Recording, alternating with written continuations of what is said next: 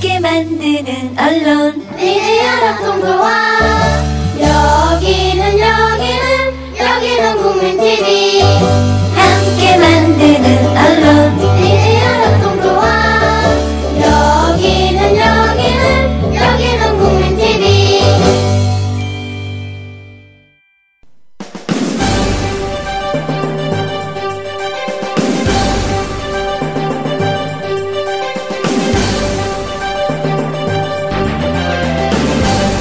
정치평론가 이강윤의 오늘.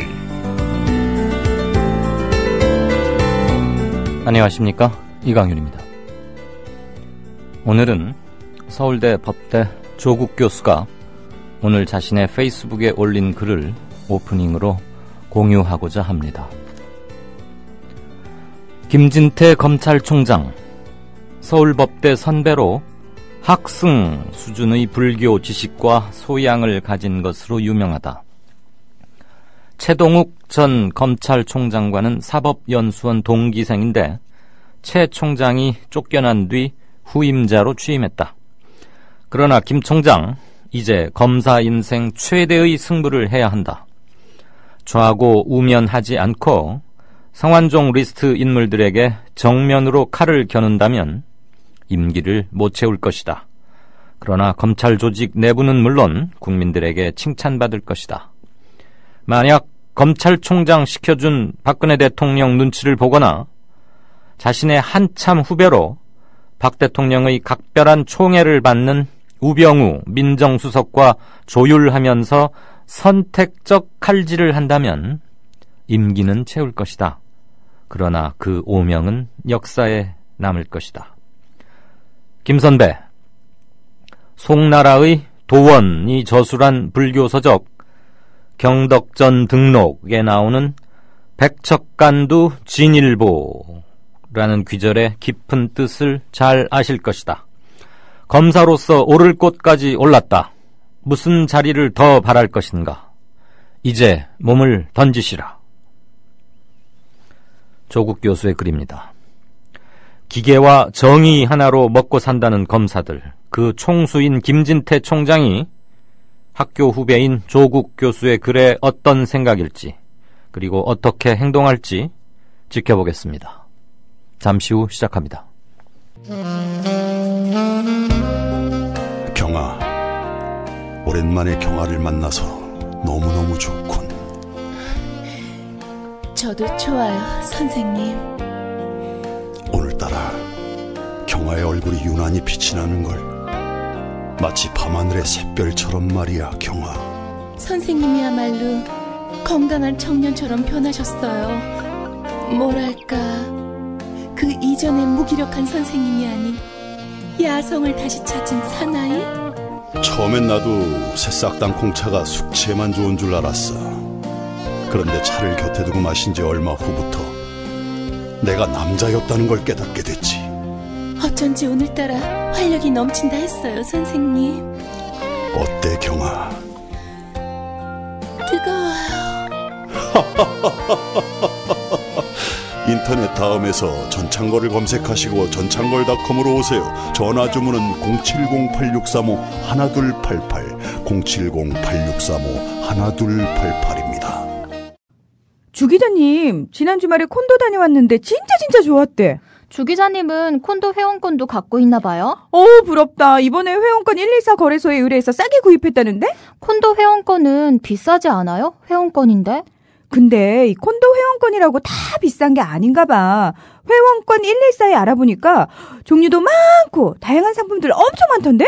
그러면 우리도 봄 여행 한번 알아볼까요? 콘도는 회원권 114에서 구입하고요. 02-544-6114번 02-544-6114번 회원권 114는 인터넷과 모바일 앱에서도 검색할 수 있습니다. 콘도 회원권 거래는 회원권 114 02-544-6114번으로 바로 전화해보세요. 네, 주말들 잘 보내셨는지 모르겠습니다. 주말 사이 아주 큰 뉴스가 터졌죠. 금요일날 발생하는데 주말에 계속 커져서 이제 전국에 핵심 태풍의 눈, 뇌관 조금 강한 뉘앙스들입니다만 성완종 리스트 일파만파입니다. 뉴스 브리핑 받으시죠? 임대웅 PD 어서 오십시오. 네, 안녕하십니까. 안녕하세요. 자, 성완종 리스트를 둘러싼 논란과 관련해서 김무성 새누리당 대표가 야당도 함께 대선 자금 조사 받자 뭐 이런 주장을 내놨어요. 지금 박근혜 대통령 지난 2012년 대선 자금 수사해야 되는 거 아니냐 이런 얘기들이 막 터져 나오니까 물타기 하는 것 같긴 한데. 네, 그렇습니다. 김 대표는 오늘 당 최고위원 회의 직후 기자들을 만나 대선 자금은 여야가 함께 있는 것이라면서 야당도 조사를 받으라고 말했습니다. 김 대표는 또 어제도 말했는데 지난 대선은 제가 책임지고 치른 선거라면서 대선 자금을 조사하려면 하라, 제가 응하겠다고 언급했습니다.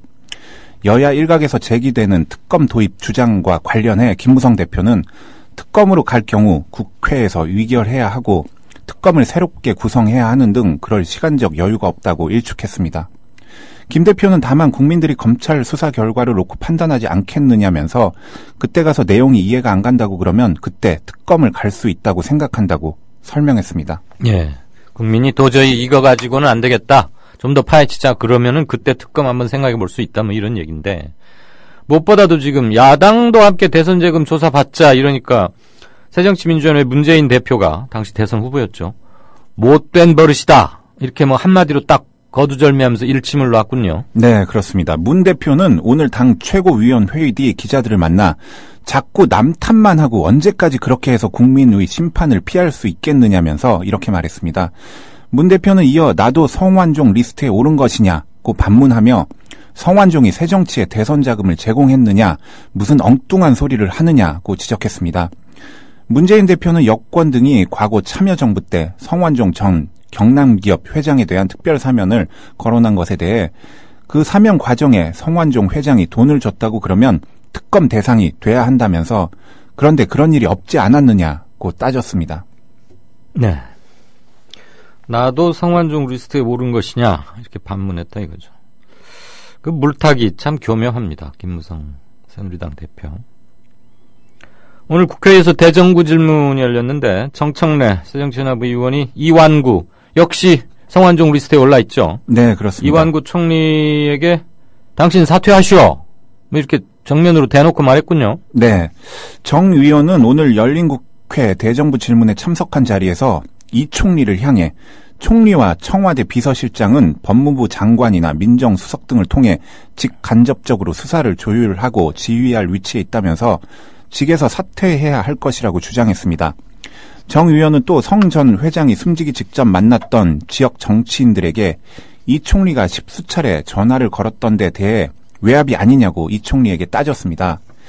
이 총리는 이에 대해 총리가 메모에 연유도 모르게 이름이 있었다고 해서 국정 운영을 놓는 것은 온당치 못하다고 반박했습니다. 네. 이 총리는 전화 외압 의혹에 대해 태양군 부의장과 저는 친분이 있으니 전화를 해서 알아보는 게 자연스러운 현상이 아니냐고 말했습니다. 이 총리는 이어 정치인으로서 후원금 한 푼 받은 적 없고 성 전 회장이 주도한 충청 포럼에도 가입하지 않았고 대선 관여를 한 바도 없다면서 검찰이 철저하게 수사하면 명백하게 드러날 것이라고 주장했습니다. 정치인으로서 후원금 한 푼도 받은 적 없다고 답했죠? 네. 네. 이완구 총리도 아마 수사를 면하기 힘들 텐데 법원에 가서도 재판 수사 받으면서도 이렇게 말하는지 법정에 가서 어떻게 결판 나는지 한번 지켜보십시다. 후원금 한 푼 안 받고 어떻게 정치를 합니까? 자, 성완종 리스트 수사 관련해서 황교안 법무장관이 검찰은 수사에 관해 독립성을 유지하고 있다. 총리 이상의 신분을 가진 사람에 대해서도 수사하고 처벌한 일이 있다. 이렇게 강조했네요. 네, 그렇습니다.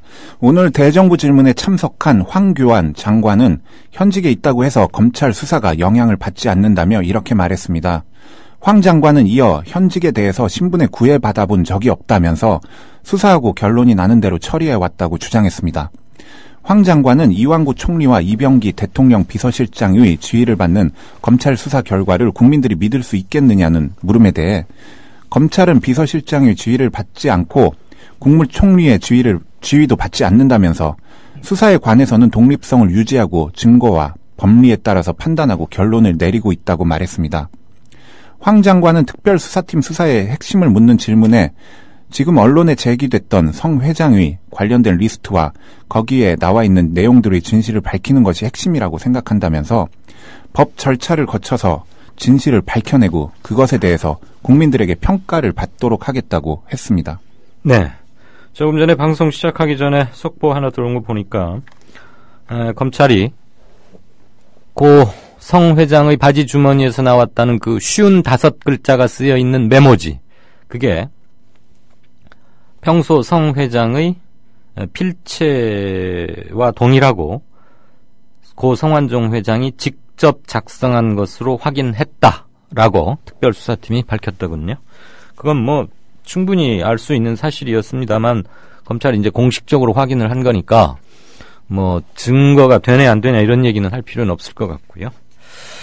자, 이번 주는 4.16 일주기가 들어있는 한 주이기도 합니다. 네, 어느 때보다도 큰 일이 많고 뉴스도 많은데 이런 것 저런 것에 4.16이 또 묻히거나 그래서는 당연히 되지 않겠죠. 지금까지 뉴스 브리핑의 임대웅 PD였습니다. 네, 감사합니다. 고맙습니다.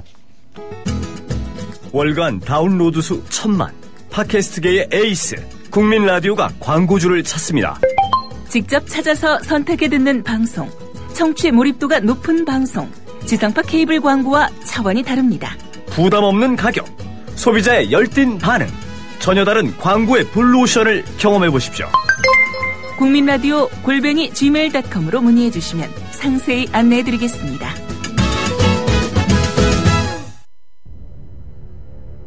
The American people realize that this cannot be made a fight.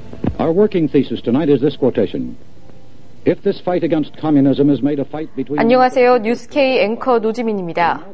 제 앵커석 옆에는 4명의 언론인 사진이 걸려 있습니다. 이 중 한 사람인 에드워드 머로우는 메카시즘의 광기를 끝낸 용감하고 양심적인 기자로 기록됩니다.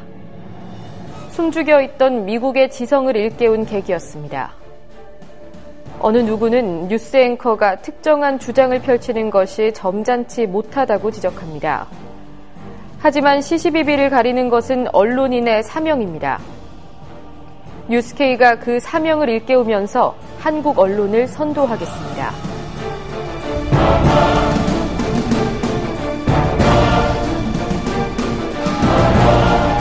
공정보도라는 미명에 몸을 숨긴 기계적 중립.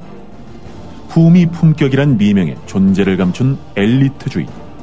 뉴스K는 하나하나 혁파해 가고 있습니다. 오늘 저녁 7시 당신의 진실한 전달자 뉴스K, 많은 시청 바랍니다. 네, 경제 뉴스 브리핑 받으실 시간입니다. 해오름 자산 컨설팅 오진근 대표, 어서 오십시오. 안녕하세요. 안녕하세요. 지난 3월, 지난달 수입 물가가 1년 전 같은 달에 비해서 무려 17%나 내려가면서 31개월 연속 하락. 그러니까 뭐 거의 3년 가까이 계속 지금 하락세다 이 말이죠? 네, 그렇습니다. 한국은행에 따르면 지난달 수입 물가가 국제 원유가 하락하면서 굉장히 많이 하락했습니다. 그리고 농산물도 하락했기 때문에 17%는 하락을 했는데요. 수입 물가가 중요한 이유는 이것이 생산자 물가에 영향을 주고 또 소비자 물가에 영향을 주기 때문에 현재의 추세를 보면 저 물가가 이어질 걸로 보고 있습니다. 좀 더 상세히 보면 농림수산품이 11% 하락했고 광산품, 그러니까 철광석이나 뭐 석탄 그런 쪽인데 그런 쪽이 36% 하락했습니다. 네. 그리고 원유가 38% 굉장히 많이 하락했고요. 화학 제품도 14% 하락했습니다. 중간재가 하락했죠. 뭐 특히 원유 같은 경우에는 저희들이 우리나라에서 원유를 수입해서 정제해서 다시 내다 파는데, 예, 내다 팔기 때문에 수출 물가도 이런 영향으로 7% 하락했습니다. 그렇겠죠. 그렇게 해서 얻는 수입이 국내에서 주유소에서 팔아서 하는 것보다 훨씬 많다면서요, 정유사들을? 예, 그렇습니다. 내수보다 훨씬 큽니다. 그나저나 수입 물가가 중요한 건 우리나라는 주요 원자재, 그다음에 뭐 식량, 그 먹을 것의 상당 부분도 다 사오고 있는데 이게 수입 물가가 계속 싸지니까, 하락하니까 당연히 국내 물가는 오를래야 오를 수가 없는 거죠, 사실. 네, 그렇습니다. 원유가 굉장히 큽니다. 그렇죠. 원유가 아주 결정적인 역할을 했을 것이고. 자, 이건 또 무슨 면세점은 공항에만 있는 줄 알았더니 서울 시내도 있죠. 그 광화문 사람들 많이 모이는 광장 동화 면세점인가? 예. 거기서 왜 박근혜 정부 비판하는 유인물 어떤 시민이 뿌리고 뭐 그랬었어요. 네. 갑자기 생각이 나네. 서울 시내 신규 면세점 허용 예정으로 유통재벌들이 야 이거 우리가 잡자 하고 뭐 경쟁이 치열하다고요? 예, 그렇습니다. 현대산업개발과 호텔 신라의 전격적인 제휴로 합작법인 HDC 신라 면세점을 출범시켰습니다. 어제 용산 아이파크몰을 서울 시내에서 추가로 허용해주는 면세점 사업지를 따기 위해서 지금 경쟁하고 있는 것입니다. 그리고 전체적으로는 한 2-3개 정도 허락하려고 하는데요. 지금 특히 화제가 되고 있는 것은 삼성가와 현대가가 손잡는 등 지금 서울 시내 면세점을 굉장히 따려고 지금 절박한 심정으로 재벌들이 치열하게 경쟁하고 있는 상황입니다. 특히 양 회사뿐만 아니라 신세계, 현대백화점, SK네트워크스, 하나갤러리아 등도 뛰어들고 있습니다. 네. 이 면세점 하면 그렇게 돈이 많이 남나 봐요? 예, 지금 유통 가운데는 가장 좋은 상황이거든요. 근데 면세점 1위 하면 롯데 아닙니까? 네, 그렇습니다. 여기도 뭐 신규 면세점 경쟁 검토하고 있다고요? 예, 롯데 같은 경우는 서울 시내 6개 면세점 가운데 3곳을 이미 하고 있기 때문에, 신규로 허가하는 쪽에서는 이제 독점 논란 때문에 진출하지 않으려고 했는데, 지금 뭐 여러 가지 상황을 고려할 때 다시 신규 진출하는 것도 검토해보겠다. 이렇게 나서고 있습니다. 그래서, 공격이 최상의 방어다. 이런 식으로 나오고 있는데, 지금 재벌들 간에 이렇게 경쟁이 치열해지는 이유는 지금 백화점과 마트가 마이너스 성장을 하고 있는데 면세점은 4년 사이에 매출이 무려 2배나 늘었습니다. 그래서 작년에 시내 면세점이 4조 5천억 원 규모인데 그래서 지금 면세점이 가장 유통업계에서 좋은 성과를 내고 있는 상황입니다. 네. 세계 4위 경제대국인 독일이 20여 년 이래 최대 폭의 임금을 인상했군요. 그래서 독일 내수 소비 증대와 글로벌 경제에 훈풍이 예상된다고요? 네, 그렇습니다. 독일은 최저임금을 8.5유로, 우리 돈으로 9,900원으로 인상을 했고, 그리고 임금 인상률도 3.5% 임금 인상을 했습니다. 지금 뭐 독일의 금리가 마이너스 금리를 바라볼 정도로 이렇게 침체돼 있는 상황인데 3.5% 금리 인상은 높은 것이고 이것이 24년 이래 최대인데 이것이 이제 통일 이후에 통일 동독에서 가장 높은 상승률이라고 합니다. 그런데 그동안 이제 국제적으로 독일이 수출을 많이 하면서 대규모 경상수지 흑자를 해서 글로벌 무역 불균형을 일으킨다. 미국 입장에서는 중국이나 독일에 대한 불만이 많이 있었는데 독일이 현재 이제 임금을 인상하니까 글로벌 경제 관점에서는 긍정적으로 보고 있고 특히 독일은 노인 인구가 20%가 넘는 초고령 국가인데도 불구하고 지금 실업률이 사상 최저를 기록하고 있고 경제도 성장 추세에 있습니다. 그래서 이번에 금리 인상까지 하게 된 것은 굉장히 좋은 독일 내수 확대뿐만 아니라 글로벌 경제면에서 도움이 되는데 한국이 수출주도 경제다 보니까 독일 경제를 상당히 벤치마킹 해야 된다 이렇게 보고 있습니다. 그나저나 독일의 경제적 파워가 얼마만한지를 알 수 있겠군요. 독일 노동자들의 급여 인상이 독일 내수 확충뿐만 아니라 글로벌 경제에도 훈풍을 어느 정도 불어넣을 수 있다고 하니까 세계 경제에서 차지하는 독일의 비중을 알 수 있겠습니다. 예.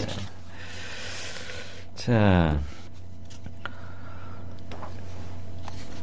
관리 감독의 사각에 있다. 이제 이런 얘기가 계속해서 나오고 있는데 대부업체 말이죠. 근데 지금 아시다시피 우리 청취자분들 많이 보도나 리포트를 접하셨겠습니다만 일본계 자금이 와가지고 우리 흔들흔들 하던 저축은행들 그중에서 좀 괜찮은 것들은 쏙쏙 골라서 많이 그동안 사왔잖아요. 네, 그렇습니다. 그래가지고 대부업체의 일본계 자금이 전체 시장의 40% 그리고 저축은행은 무려 20%나 일본계에 넘어갔다고요? 네, 그렇습니다.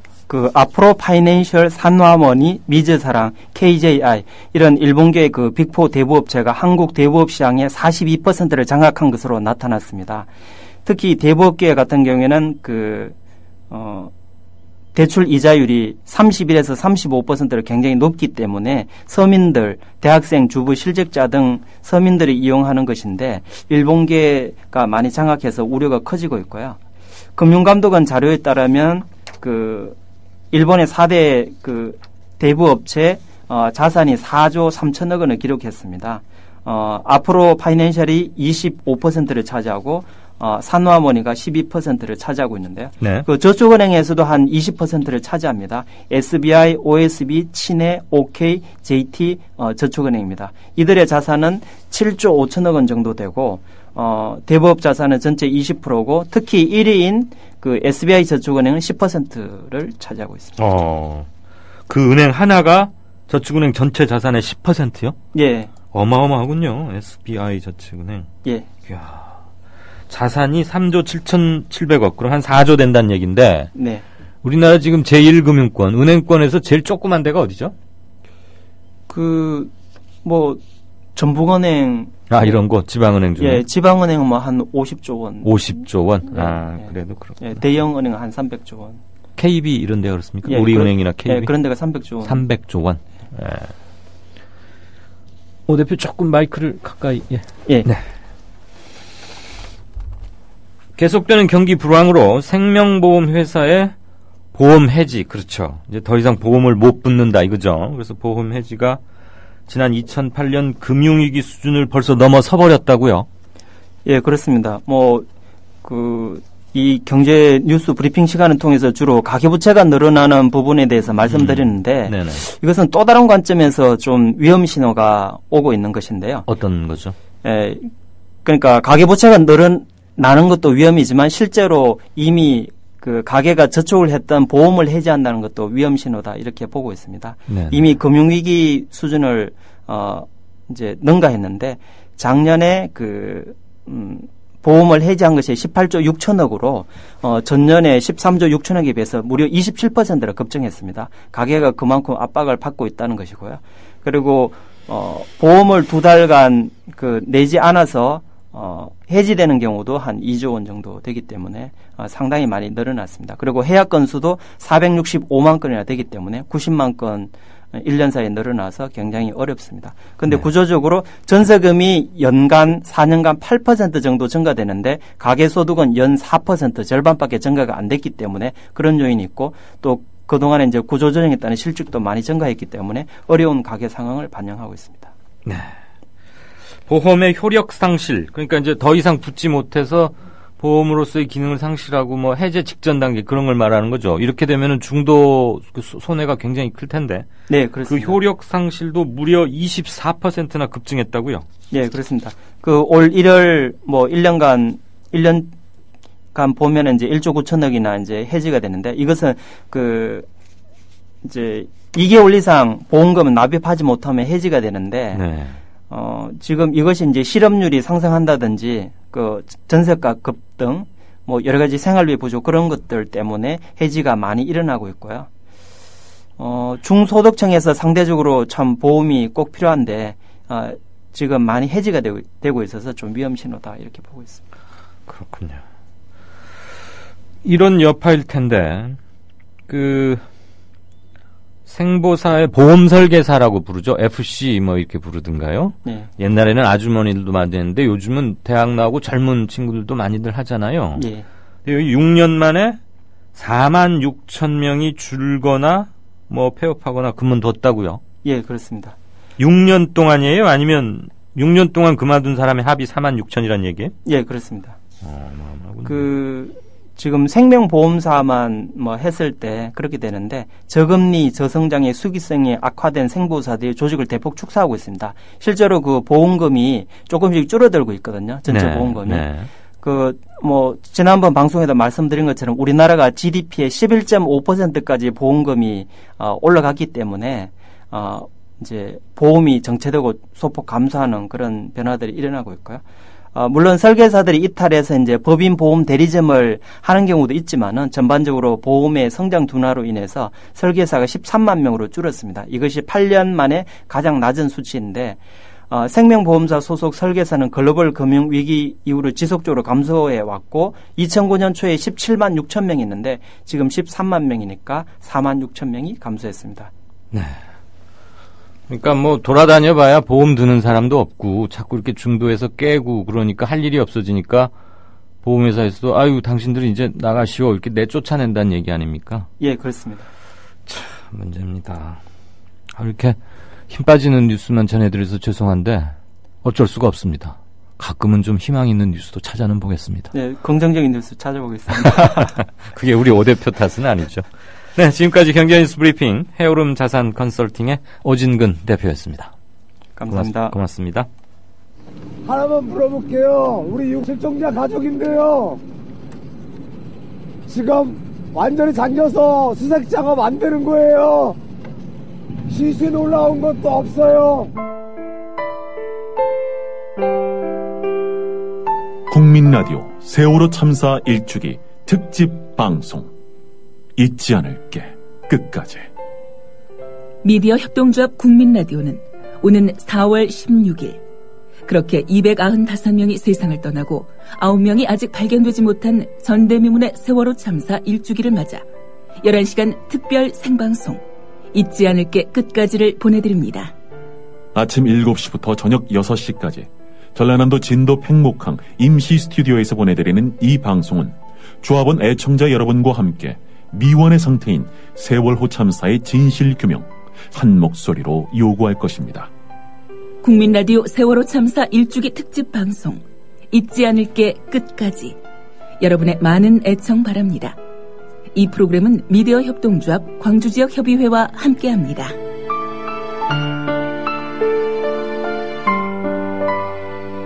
내가 왜 제주도를 세월호를 타서 진짜 무섭고 난 지금 숨이 턱 끝까지 차오르는데 이거 난 살고 싶습니다. 진짜 나는 진짜 하고 싶은 게 많은데 와 진짜 나 무서워요 지금.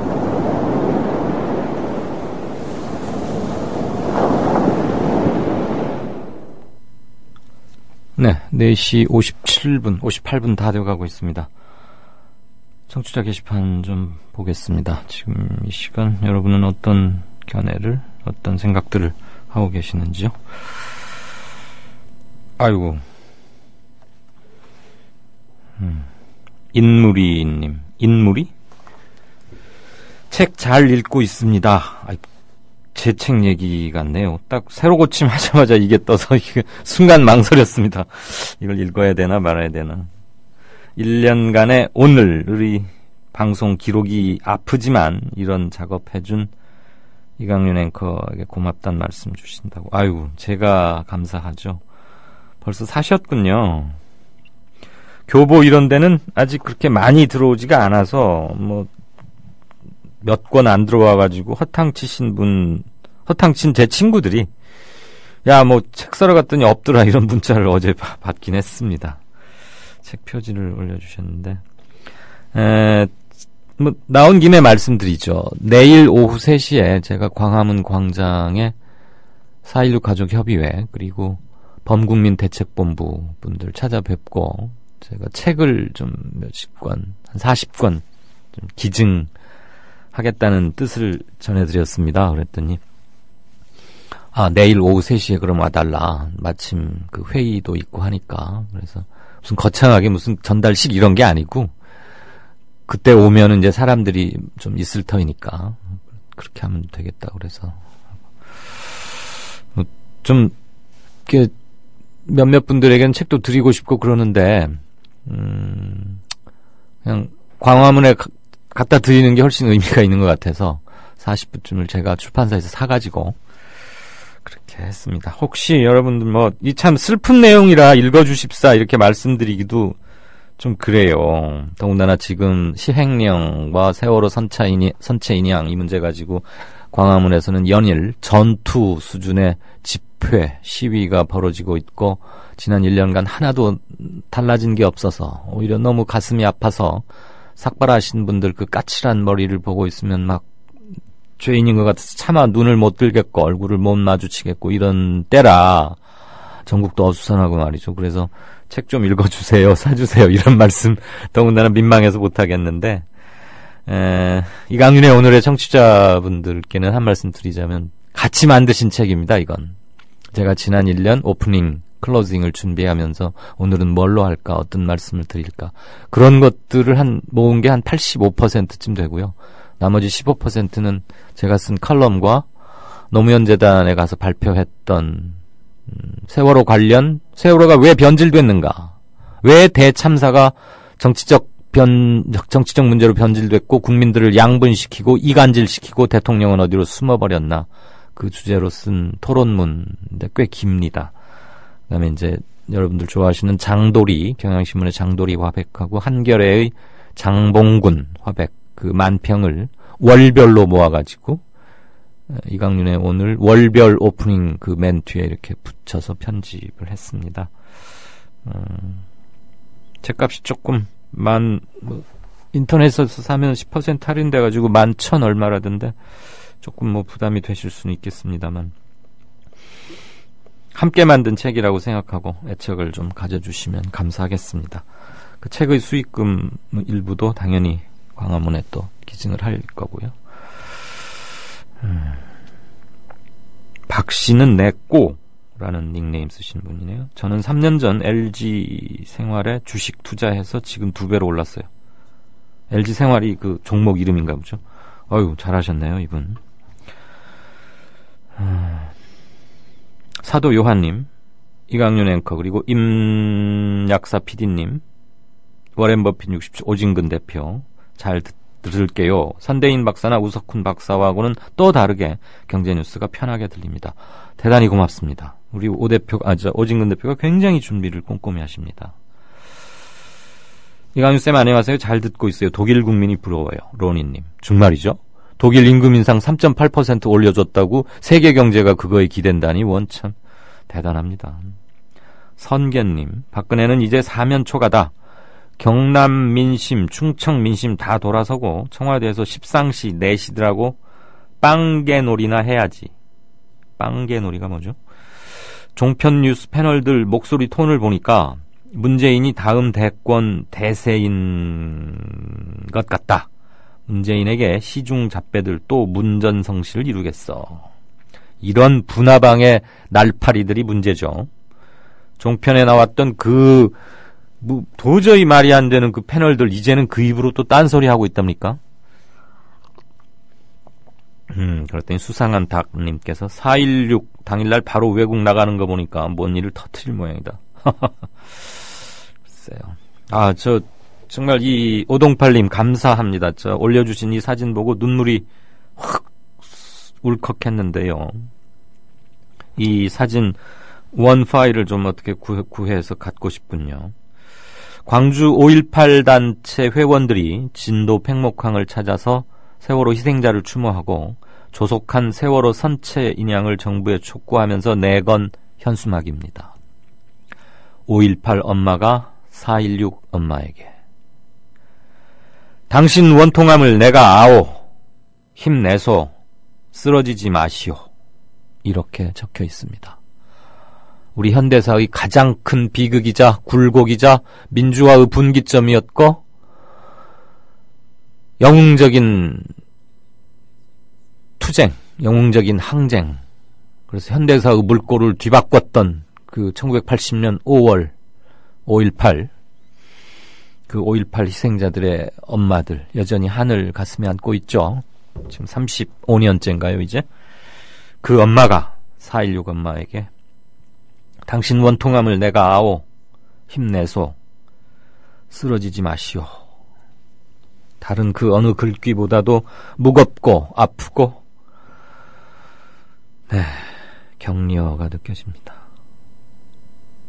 참여한 단체들은 5.18 민주유공자 유족회, 5.18 구속 부상자회, 5.18 민주화운동 부상자회, 5.18 기념재단, 5.18 행사위원회, 그리고 영암마트 뭐라고 있는데 거기까지는 보이질 않네요. 등의 단체가 연합해서 현수막을 내걸었습니다. 참, 이 사진이 굉장히 상징하는 바가 큽니다. 네, 고맙습니다. 오동팔님.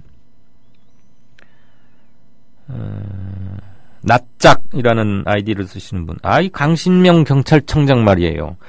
이완구 국무총리는 유가족 대표단을 만나겠다고 해서 정부청사로 가고 있는데 광화문에서 정부청사 한 700~800m 정도밖에 안 되는 거기를 경찰들을 몇천 명을 동원해서 다 막아가지고 그날 보셨죠? 토요일날 일요일날 집회. 그래서 결국 면담 무산. 이게 말이 됩니까? 국무총리가 만나겠다는데 일개 경찰청장, 외청장, 차관급인 경찰청장에 불과한 자가 뭐 도로교통법이니 뭐니를 들어서 막는다는 게 말이 됩니까? 도대체 이놈의 나라에 이완구 총리도 그 물컹하기 짝이 없는 사람이죠. 그럼 안행부 장관 시켜서 저 강신명 경찰청장 쟤 왜 저래?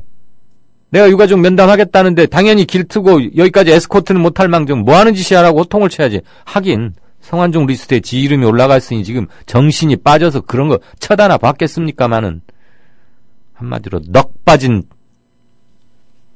이 강신명 경찰청장이란 자가 이렇게 말했습니다. 세월호 일주기 때 부득이하면 차벽 설치하겠다. 4월 16일 날 그렇게 해서 서울 시내 주요 곳곳 장악하고 행진이나 집회, 문화제 이런 거 못하게 하겠다 이겁니다. 차벽 설치 이거 위헌 판정 났던 거 아닙니까? 누구 좀 확인 좀 해주셨으면 좋겠습니다. 제 생각으로 대법원 판례에서 경찰이 차벽으로 뭘 차단하고 설치하는 거 이거 위헌인가 뭐 그런 판결 받았다는 기사를 제가 본 것 같은데요. 아무튼 이건 뭐 경찰청장 무슨 애완견입니다. 애완견. 청와대 싸나운 개도 많다는데 이 친구는 어떻게 애완견이에요. 초보대왕님. 처음 보는 닉네임이네요. 지난번과 지지난번에 이강윤의 오늘을 각각 2번씩 들어봤습니다. 변희재 후보와 박완주 새정치의원에 대해서 침착하고 따끔한 대응을 해주셔서 너무 좋았습니다. 굳이 한 가지를 지적하자면 변희재 후보가 뭐라고 한 말에 앵커님이 잘 못 들으셨는지 뭐라고요? 라고 다시 말해달라는 의사표시를 하셨는데 이 부분에서 약간 더 정중하게 다시 한번 말씀해 주시겠습니까? 라고 했더라면 앵커님의 침착한 대응이 더욱더 빛나지 않았을까 생각합니다. 네, 깊이 새겨 듣겠습니다. 기억납니다. 북한 정상화라고 변희재 씨가 그때 말을 했어요. 근데 휴대전화 품질도 안 좋았고 갑자기 북한 정상화라고 그러니까 북한을 뭘 정상화하겠다는 건지 그래서 국가 정상화를 북한 정상화로 잘못 발음했거나 또는 내가 잘못 알아들었나 싶어서 다시 한번 이렇게 뭐라고요? 이렇게 물었던 기억이 납니다. 네, 역시 이분 말씀처럼 제가 방금 못 들었는데 다시 한번 말씀해 주시겠습니까? 이랬더라면 더 좋았겠네요. 이런 지적 달게 받겠습니다. 고맙습니다. 만일 성완종과의 금품수수 관련해서 홍준표 지사가 감옥에 가게 된다면 감옥에서 밥을 돈 주고 사 먹게 해야 한다. 감옥은 죄의 대가를 치르고 그 죄를 뉘우치라고 가는 곳이지 밥 먹으러 가는 곳이 아니기 때문이다. 와, 이거 오늘의 댓글입니다. 대단합니다. 공릉동 아줌마님 416 기록으로 남겨주셔서 고맙다고요. 아유, 별 말씀을요. 이거 아까도 말씀드렸지만 같이 만든 기록이고요. 한 가지 말씀드리면 뭐 서면으로도 공지를 하겠습니다만은 이번 주 말고 다음 주 금요일 4월 24일 금요일 오후 6시 반부터 이강윤의 오늘 방송 1주년 겸 4.16 1주기 맞아서 같이 좀 추모도 하고 같이 얘기도 하고 그러는 조촐한 자리를 만들고자 합니다. 4월 24일 오후 6시부터 8시까지 합정동 국민TV가 있는 그 웰컴 센터인가요? 그 빌딩 지하 1층에 있는 카페 있죠? 온에어. 거기 제가 6시부터 8시까지 좀 잡아놨거든요. 시간이 되시거나 이 근처 계신 분들이면 많이 좀 와주셨으면 좋겠습니다. 같이 얘기하고 같이 아파하고 그러십시다. 제가 서울시청 뭐 이런 데 가서 강의한 세월호 관련 파워포인트 자료도 한번 잠깐 같이 보고 이번에 제가 쓴 책도 거기서 뭐 사인이 필요하시면 그렇게도 하겠습니다. 네. 이 밖에 주신 많은 분들, 특히 성완종 리스트에 대해서는 뭐 너무 격하고 당연한 말씀들 주시고 있어서 그건 우리가 충분히 동조할 수 있고 공유할 수 있기 때문에 이따 다시 한번 살피겠고요. 황교안은 이명박과 테니스 치는 절친이다. 누가 또 이런 말씀 해주셨네요. 그래서 뭐 공정한 수사를 기대할 수 있겠느냐 이런 뜻이기도 하고요. 자, 하나만 더 공지하겠습니다. 나르는 제리님께서 올려주셨는데요. 세월호 인양 시행령 폐기라는 포스터 그림 밑에 서울 북서부 지역 협의회 4월 정기 모임이랍니다. 서울 종로구, 중구, 용산, 마포, 서대문, 은평구 조합원들이고요. 그날이네요. 4월 16일 목요일 오후 6시 그리고 4월 18일 토요일 오후 2시. 여러분들 사시는 데가 아니라 서울시청 광장에서 하신답니다. 그러니까 집회에 참석하시고 그 자리에서 아마 함께 하실 것 같습니다. 촛불을 들고 우리 아픔을 달래고 책임자를 찾기 위한 목소리 내기에 주저없는 움직임에 함께 해주시기를 부탁합니다. 이러시면서 국민TV 서울 북서부 지역협의회 명의에 있습니다. 많이들 참석하면 좋겠습니다. 네. 조선일보가 일제에 벌이는 거룩한 전쟁에 참여하라고 해서 내 학도병으로 지원했다가 죽을 뻔했다우. 6.25 때 조선일보가 국군이 연전연승하고 있다고 해서 넋놓고 있었죠. 근데 밤새 인민군이 서울을 함락시키고 후퇴할 때는 남편을 잡아갔어요. 진작 피난할걸. 조선일보에서 외환 위기는 없다며 설레발 떨었는데 그걸 바보같이 믿었어요. 그래서 사업에 실패했습니다. TV조선에서 황선 신은미가 북한을 지상 낙원이라고 했다는 보도를 보고 폭탄을 던졌어요. TV조선이 거짓 보도를 한 건데.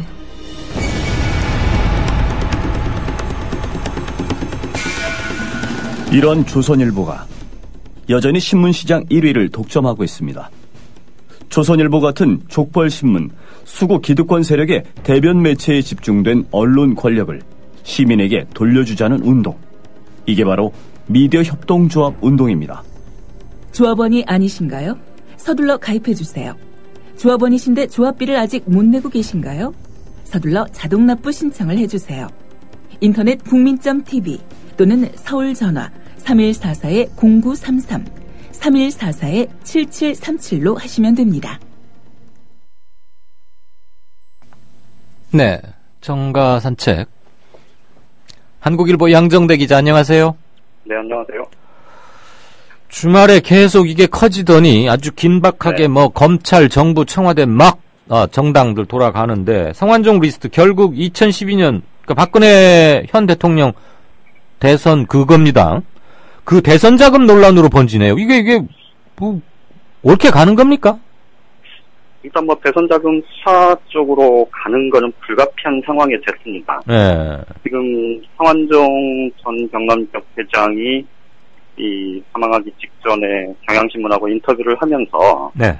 8명의 이제 리스트, 성완종 리스트에 나와 있는 8명에 대한 얘기를 구체적으로 한 거를 지금 첫날은 이제 김기춘, 허태열두 전직 비서실장, 청와대 비서실장 관련한 내용을 보도를 했었고요. 이튿날 두 번째 날에는 이 홍문종 의원, 새누리당 의원과 홍준표 경남지사 네. 두 사람의 돈을 전달한 시점과 정황에 대한 이 구체적인 언급에 대한 내용이 이제 보도가 됐습니다. 그런데 이제 특히 주목을 끄는 건 바로 홍문종 의원한테 준 돈의 시점과 성격인데요. 그렇죠. 경향신문 보도에 따르면 성완종 전 회장의 언급은 이렇습니다. 2012년 대선 때 이 대선 정치자금으로 선거운동에 쓸 목적으로 돈을 현금으로 2억 원을 전달을 한 거고 아마 회계 처리가 되지 않았을 거다. 이제 이렇게 얘기를 했는데 이게 결국은 이 돈을 준 시점이 2012년 대통령 선거 때고 그리고 그 돈이 이 현금으로 건너간 그 돈이 결국 회계 처리가 되지 않았다면 사실상 이 불법 정치자금을 선거운동에 사용을 한 거거든요. 그렇죠.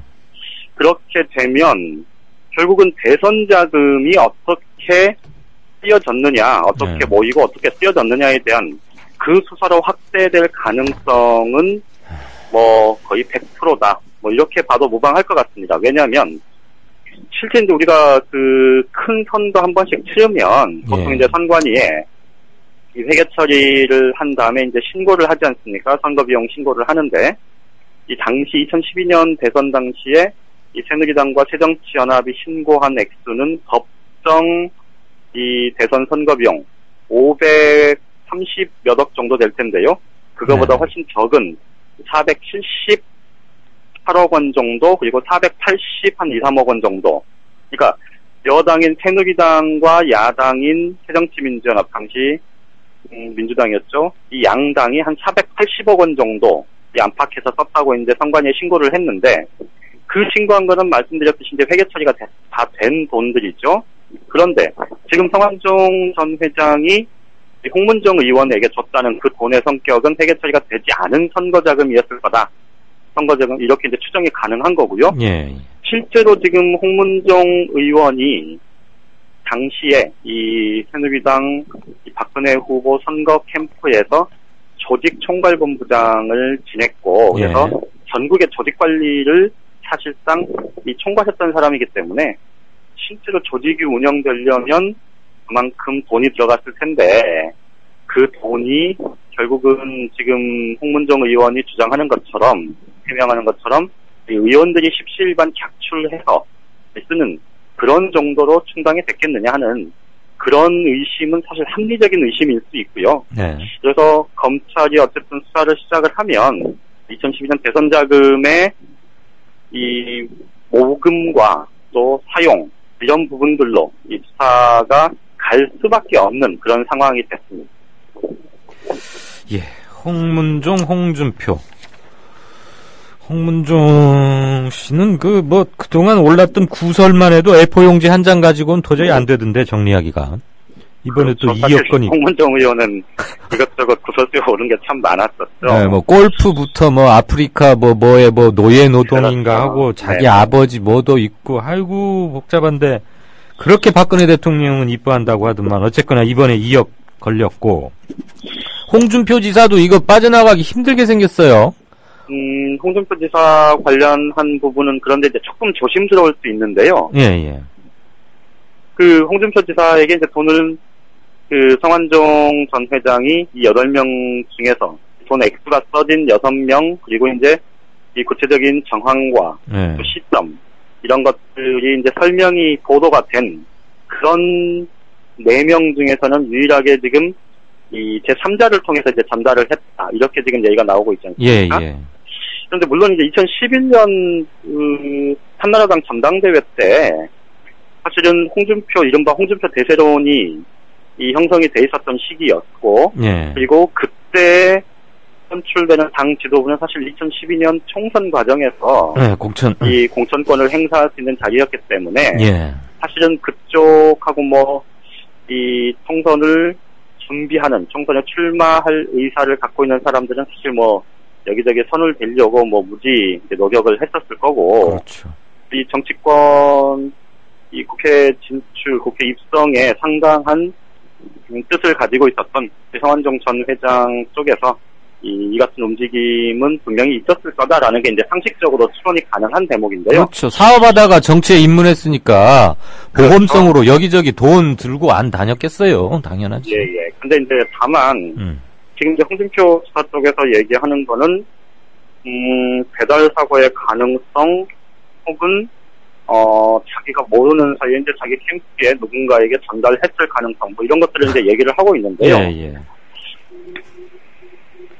그런데 실제로 지금 홍 지사가 이 해명하는 그런 것들의 개연성이 아주 없지는 않고요.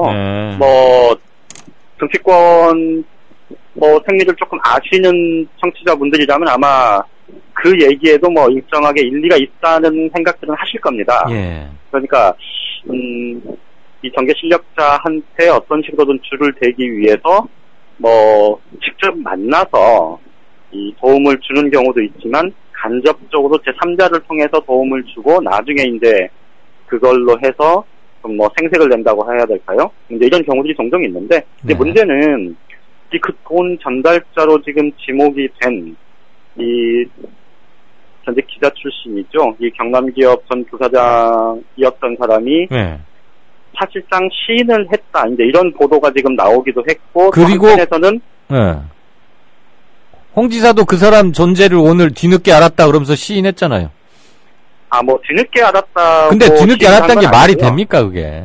뒤늦게 알았다고 시인을 한 건 아니고요. 네. 그러니까 그 전달자가 경남? 사실 나에게 이제 예전에 그 전당대회 할 때 도움을 많이 줬다. 예. 뭐 이런 정도는 뭐 진작부터 그러니까 잘 아는 사이니까 사실은 그 부분은 별로 뭐 이렇게 크게 문제가 되는 것 같지는 않고요. 예. 다만 전달자가 이제 돈을 전달했다는 걸 시인했다는 일부 보도도 나왔고 그거에 대해서 가타부타 명확하게 입장을 밝히지 않았다 뭐 이런 보도도 나왔는데요.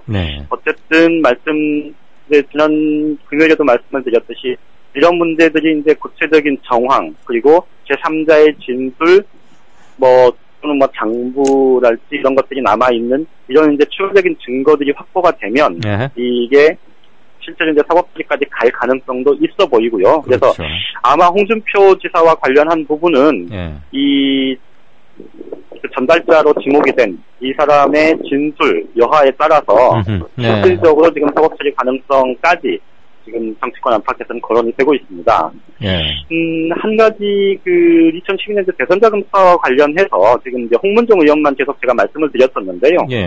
뭐 일부 보도를 통해서 다 보셨겠지만 지금 그 유정복 인천시장에게 3억 원이 적혀 있고 이름은 적시되어 있지 않지만 부산시장 2억 원 이렇게 돼 있는데 이게 이제 서병수 현 부산시장을 가리킨다 뭐 이렇게 지금 얘기가 나오고 있지 않습니까? 당시에 홍문정 의원이 말씀드렸듯이 박근혜 후보 캠프에 조직을 총괄했었고요. 또 유정복 인천시장은 직능 총괄본부장 그러니까 각종 이해관계인들, 이익단체들, 전문가단체들, 뭐 직능 조직들 뭐 이런 것들을 이제 선거에서 이제 총괄적으로 선거운동을 지휘를 했고, 그리고 서병수 부산시장 같은 경우는 당시에 사무총장이었고, 이제 총괄 선대본부장을 김무성 현 대표가 맡으면서, 그 서병수 사무총장은 이제 재정 부분을 이제 총괄을 했었는데요. 어쨌든 이들 3인에게 돈이 뭐 억대의 돈이 적혀 있다, 같다라는 그런 주장이 나온 거는 전반적으로 대선 자금에 대한 흐름 이런 부분들을 검찰이 들여다볼 수밖에 없는 좀 뭐 직접적인 이 원인이 될 수 있다 이렇게 말씀드릴 수 있을 것 같습니다. 근데 그 김무성 대표는 몸집은 커다랗던데 속은 얼마나인지 물타기 합디다 야당 것도 함께 까자고. 이게 이제 오늘 새누리당 새누리당 이제 유승민 원내대표가 아침 회의에서 이 특검도 피하지 않겠다 이렇게 얘기를 했어요.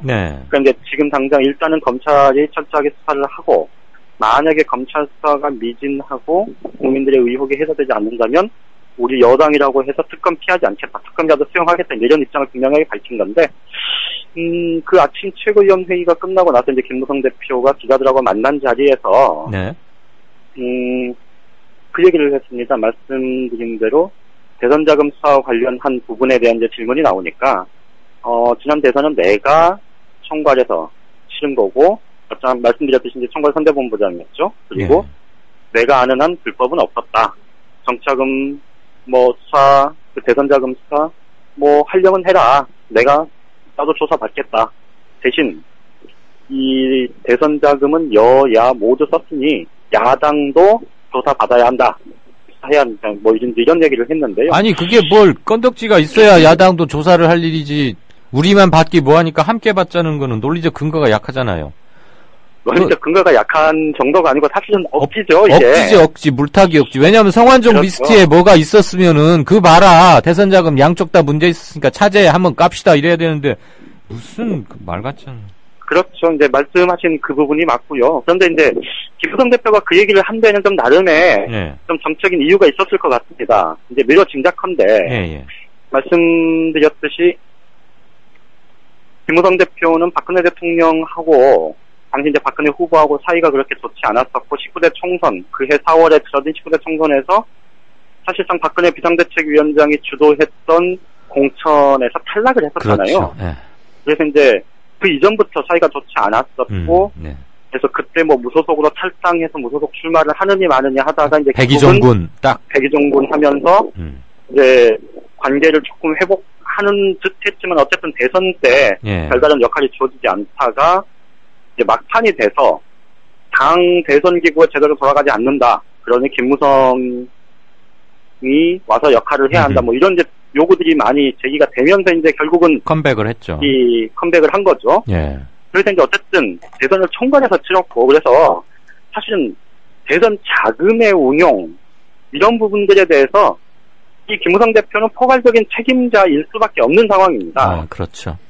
그러니까 당시 이제 유승민 현 원내대표는 그거에서 조금 더 오히려 자유로운데, 예. 직함은 선대위 공동부위원장 자리를 가지고 있었지만, 예. 실질적으로 대선 캠프의 운용 이런 것들이 최경환 경제부총리를 중심으로 해서 당시 이제 친박 핵심들이 최경환 또 뭐 이런 쪽으로 해서 캠프가 꾸려졌고 이제 그게 모태가 돼서 이 박근혜 대선 후보 캠프가 꾸려졌고 사실 그 유승민 원내대표 같은 경우는 배제당했다가 이제 뒤늦게 선대위 부위원장으로 합류를 했지만 사실 큰 역할을 하진 않았었거든요. 네. 그러니까 이 대선자금 수사 검찰이 2012년 대선자금 수사를 하게 되면 이거는 결국은 이 박근혜 대통령 취임 첫 해에 있었던 이 국정원 댓글 사건 이후 예. 이 박근혜 정부 탄생의 정통성에 대한 논란 이런 부분들이 좀 더 가열될 수밖에 없고 그렇죠. 그게 가열이 되면 될수록 사실은 대선을 책임지고 자기 책임하에 치렀다고 스스로 얘기하고 있는 이 김무성 대표의 입지는 좁아질 수밖에 없는 거거든요. 예. 더군다나 김무성 대표 같은 경우는 이 대선자금 문제뿐만 아니고 지금은 검찰이 무혐의 처분을 내렸지만 언제든 활화 사안이 될 수 있는 그런 사안이 또 하나 있지 않습니까? 네. 바로 2007년 남북 정상회담 대화록 불안 공개 문제. 그 머리가 아주 좋아요. 토시 하나도 안 틀리고 줄줄줄 외워서 읽었다면서요. 그러니까 그렇죠. 그러니까 이런 부분들까지 지금 모두 걸려 있기 때문에 그분은 김무성 대표 입장에서는 사실 이 검찰이 엄정하게 수사해야 한다고 어제 기자회견까지 하면서 촉구는 하고 나섰지만 정작 검찰의 철저한 수사에 대해서 가장 좀 부담을 느끼고 있는 정치인 중에 한 명일 수 있습니다. 자기가 이제 그렇죠. 이후 정치 행보까지 감안을 하면 예. 그렇기 때문에 이 대선자금 수사의 칼날이 사실은 여야 모두를 향해 가야 한다고 얘기를 하는 건 그만큼 좀 어떻게 보면 물타기를 한 그런 측면이 있다고 볼 수 있고요. 이제 또 다른 하나는 이거는 조금 더 조심스럽긴 한데요. 노무현 정부 때 2004년과 2007년 두 차례에 걸쳐서 이 성완종 전 회장이 이제 특별 사면을 받지 않습니까? 네. 근데 그것도 사실은 전례가 없는 일일 겁니다, 아마. 3년 안에 2번씩이나 특별 사면을 받는 경우는 없을 거고, 예. 특히 이제 제가 정확하게는 기억이 안 나는데 2번 중에 한 번은 아마 대법원 확정 판결이 나기 전에 이 대법원 상고를 포기하고 한 달 만에 아마 특별 사면을 받은 적도 있었을 텐데요. 예. 어쨌든 이 그런 전후의 과정들을 보면 그리고 성완종 전 회장이 정치권 정관계에 있어서 완전 마당발이었다 이런 소문이 타다했고 실제로 이제 이 성완종 전 회장의 비서실장이 이 야권 출신 인사라는 점까지를 고려하면 사실은 야당 쪽에 돈이 갔을 가능성도 배제할 수 없다. 이게 지금 이미 뭐 야당 내부에서도 그런 얘기를 하고 있을 정도니까요. 예. 그래서 이제 아마 이 김무성 대표가 야당의 대선자금과 관련한 다소 억지스러운 주장을 한 이유는 아마 그런 것들까지 좀 염두에 둔 그런 정치적인 포석일 수도 있습니다. 네, 처음에 성완종 리스트에 친박계들 쫙 거론됐을 때 비박의 핵심이자 현 대표이고 나름대로 큰 꿈을 꾸고 있다고 알려진 김무성, 유승민 라인으로서는 이거 나쁘지만은 않다. 잘하면은 이번 기회에 친박계 핵심들을 상당 부분 꽁꽁 묶어놓을 수 있겠다. 이런 생각도 했음직한데 적어도 김무성 대표는 상황이 지금 묘하게 돌아가서 어느 칼날에 맞을지 모른다. 이렇게 되겠군요. 그렇죠. 네네. 그래서 그 점에서도 오히려 유승민 원내대표는 훨씬 더 자유로울 수 있고 화장실에 가서 살짝 웃고 그렇죠. 그래서 유승민 원내대표가 앞으로 어떤 행보를 하느냐를 좀 지켜보는 거는 굉장히 좀 정치적으로는 의미가 있는 그런 것일 수 있을 것 같습니다. 그 유 대표 주변으로 뭐가 좀 돌아가는 것 같아요. 지금 이 시운이라고밖에는 표현할 수가 없는데 참 뭐 만들어진다는 거 있다는 거 아닙니까? 예, 어쨌거나 올 한 주는 4.16 저것도 있고, 성완종 때문에, 그리고 이제 선거는 차츰 다가오고, 앞으로 한 2, 3주 짱짱하게 바쁘게 만나십시다. 잘 들었습니다. 네, 예, 고맙습니다. 네, 지금까지 정가산책 한국일보 정치부의 양정대 차장이었습니다. 국민 라디오를 또 국민 TV를 읽는다? 미디어 협동조합 콘텐츠의 관문, 국민TV 뉴스를 아시나요? 뉴스K 등 국민TV의 모든 기사, 조간 브리핑 등 국민 라디오의 인기 콘텐츠, 주요 방송의 녹취와 뉴스메이커와의 대담, 주요 원고 대본이 여러분을 기다립니다. 국민 라디오와 국민 TV를 한눈에 만나세요. news.국민.tv 모바일 접속은 m.news.국민.tv. 미디어 협동조합원 여러분, 조합비 납입하고 계신가요? 조합원의 기본 의무는 1인당 월 1회 11,000원 이상의 조합비를 납입하는 것입니다. 조합비로 국민TV의 모든 콘텐츠를 만들고 그렇게 해서 세상을 바꾸는 힘을 하나하나 축적해갑니다. 미디어 협동조합 홈페이지 국민.tv 또는 서울 전화 3144-7737로 신청하실 수 있습니다.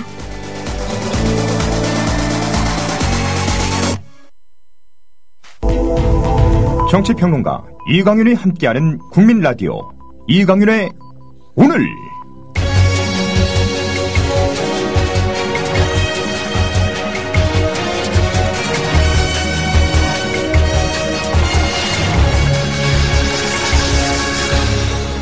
이강윤의 예리한 시각. 이제는 뉴스의 행과 간을 짚어냅니다. 네. 행간 한 8분 정도 할 건데요. 아주 통렬한 댓글이 하나 있어서 그거 보고 같이 들어가죠. 이슬이라는 닉네임 쓰신 분께서 올리셨습니다. 홍준표 형님, 의무급식 드시라니까요. 콩밥 잘 나온다고요. 제가 사식 넣어드릴게요. 단 못 산다는 증빙서류만 떼주세요. 감사합니다. 그리고 꿈꾸는 청년님의 긴 말씀 대단히 감사합니다. 시간상 읽지는 못하겠습니다만 거친 표현은 저도 좀 격한 표현을 안 하는 게 제 모토고, 사실 팟캐스트라고 이렇게 막 다 너무 자유롭고 막 때론 욕설도 하고 이게 카타르시스나 후련함을 주기도 하지만 생명력은 오래가지 않을 것 같아서 저는 처음부터 좀 정통을 좀 점잖은 정제된 언어를 표방한다고 했는데, 어떨 때는 격해서 세월호 사건이라거나 광장에서의 집회 진압 이런 것 대해서는 조금 좀 센 표현을 했는데 바로 지적해 주셨습니다. 방금 이완구와 하기사 이완구 지도 성완종 사건에 휘말려 정신없겠지 같은 워딩의 거친 표현은 이청리 본인도 스캔들에 휘말려 정신이 없었나 봅니다 정도로 담담하게 하면 더 좋겠다고요. 정말 감사합니다. 이런 말씀이 아주 피가 되고 살이 됩니다. 고맙습니다. 꿈꾸는 청년님. 아유, 책 사진들 이렇게 올려주시니까 민망한데요. 혹시 시간이 되시면 지역에 있는 공공도서관에 여러분 보고 사달라는 말씀 드리긴 미안스럽고요. 공공도서관에 가서 희망 구입도서 신청 그것 좀 해주셨으면 좋겠습니다. 네. 돈 주고 사시지 말고 도서관이 사게 하고 그거 빌어다 보시면 어떨까. 예, 제가 조금 있다가 8시에 JTBC 뉴스하고도 잠깐 인터뷰를 하고 오늘 방송하러 왔는데요. 물론 이 성완종 리스트 관련입니다. 왜 친박계를 집중 타겟으로 했는가 충분히 짐작하실 수 있는 겁니다만, 오늘 행간으로 고른 텍스트는 마침 한겨레가 또 일면 톱으로 썼더군요. 박 대통령 대선 자금으로 의혹 확산, 검찰 수사 착수라는 제목의 기사 일부분 먼저 들으시겠습니다. 검찰이 어제 특별수사팀을 구성해 이른바 성완종 리스트로 알려진 성완종 전 경남기업 회장의 여권 핵심 인사들에 대한 금품 제공 의혹 수사에 착수했다. 윤각근 대검찰청 반부패 부장은 어제 기자들과 만나 문무일 대전지검장을 팀장으로 하는 특별수사팀을 구성해 성완종 전 경남기업 회장 관련 의혹에 대해 철저하고 공정하게 수사할 방침이라고 밝혔다. 검찰은 특별수사팀 구성 이유에 대해 특별수사팀은 특임검사처럼 운영될 것이다. 수사 상황을 일일이 대검에 보고하고 지시를 받는 게 아니라 최대한 독립적으로 수사하게 할 것이라고 말했다. 특별 수사팀은 오늘부터 활동한다. 네. 어제 구성됐고 오늘부터 활동합니다. 대전지검장을 임명했죠. 문무일 검사. 우선 이 관련해서 팩트 하나를 현재까지 확인된 팩트를 말씀드리자면 경남기업이 2007년 이후로, 그러니까 지금 이른바 성완종 리스트가 2007년부터 2011년, 12년까지 걸쳐 있는 거 아닙니까? 돈 준 시점과 사람들. 2007년 이후로 경남기업에 현금으로 된 몇백만 원 이상, 몇백만 원, 몇천만 원, 몇억 원이 뭉칫돈으로 나간 그것만 총 모아놓은 게 32억 원이랍니다. 이건 확인이 된 겁니다. 이건 공식 회계에 나오는 겁니다. 비자금 장부가 따로 있을 수는 물론 있죠. 그럼 그 32억 원의 조성 출처와 인출자, 용처 이런 걸 일단 밝혀야겠죠. 그건 공식 회사의 회계장부에 나와 있는 거니까요. 그리고 지금 경남기업이 그 법정관리 신청해서 받아들여졌거든요. 1차적으로 특검팀이 밝혀야 할 것은 이걸 겁니다. 그런데 32억, 거기 쓰여있는 리스트에 있는 것들 액수 비춰보면은 얼추 비슷할 수도 있겠습니다만, 생각해봅시다. 성완종 씨는 110원인가 들고 14살 땐가 올라와서 초등학교 중퇴였다 그랬나, 초졸이었나. 그래서 아무튼 온갖 고생하다가 건설업계에서 대스타급으로 성장했고, 2개의 굵직한 아주건설과 경남기업 회장을 역임했고, 그 사이에 자기 고향에서 지역구 국회의원으로 당선이 됐습니다. 즉, 사업해서 잔뼈가 굵고 돈을 모으고 이리저리 인맥 넓혀가다가 정치에 입문하는 여러 코스가 있는데 가장 출향 인사, 서울이 아닌 지역 출신으로서는 가장 많은 패턴 중에 하나죠. 되게 이제 고시해서 이름도 드날리고 검사 변호사 하다가 정치 입문하는 쪽 하나. 언론이나 관료 생활 좀 하다가 이렇게 주로 이제 관료 쪽은 여당이 많겠지만. 그다음에 이제 경제 쪽에서 이렇게 하는 거 이런데 그런 사람이니까. 그리고 자민련을 그동안 변웅전 전 MBC 아나운서 출신이자 변웅전 전 의원과 성완종 전 경남기업 회장 이 두 사람이 자민련의 살림, 즉 돈을 맡아왔다는 것은 공지의 사실입니다. 그만큼 돈 벌어서 매겨 살렸고 JP 등부터 시작해서 말이죠. 그래서 JP 등등등이 성완종을 불구속 수사할 수 있게 해주면 좋겠다라고 청와대 쪽에 말을 했는데 청와대에서 NO. 이건 구속수사가 불가피합니다. 이런 게 돌아왔답니다. 답이. 그러니까 JP가 지금 몸이 그렇게 성치는 않지만 얼마 전에 상처도 했고. JP까지 나섰다는 얘기는 그만큼 성완종 돈을 안 받은 충청권 출신 정치인은 없다. 그리고 여당의 지금 여당의 주요 보직자들은 다 성완종 돈을 얼마씩은 다들 좀 받아 썼다. 그게 때가 돼서 공천이나 큰 선거 관련일 수도 있고 평소에 그냥 관계 유지를 위해서 쭉 주워오는 일종의 스폰서처럼. 어쨌거나 그래서 공천 받아서 이 사람 의원이 됐어요. 선거법 위반으로 의원직을 놓치긴 했지만. 그렇게 나온 사람입니까?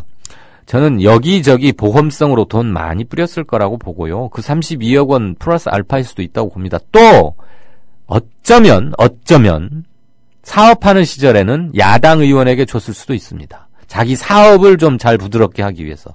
그리고 정치에 입문하기 위해서는 여당의 실력자들한테 줬을 수 있겠죠.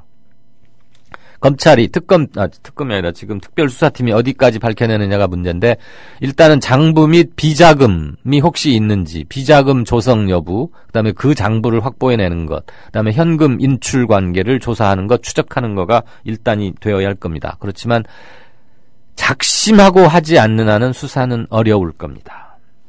자,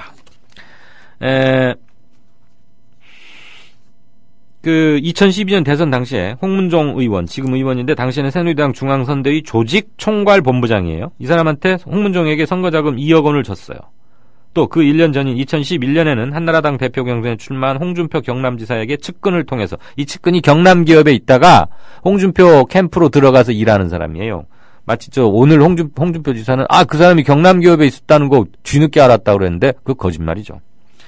측근을 통해서 1억 원을 전달했다고 밝혔습니다. 검찰은 이거 확인했습니다. 그러면 두 건은 명백히 드러난 겁니다. 자, 첫째. 문재인 새정치민주연합 대표가 이랬습니다. 성완종 리스트의 주인공들은 일단 그 직책, 현재 맡고 있는 직책 내려놓고 수사를 받아야 한다. 너무너무 당연한 말입니다. 야당 대표가 한 말이어서가 아니라 조선시대에 어떻게 했는지를 말씀드리겠습니다.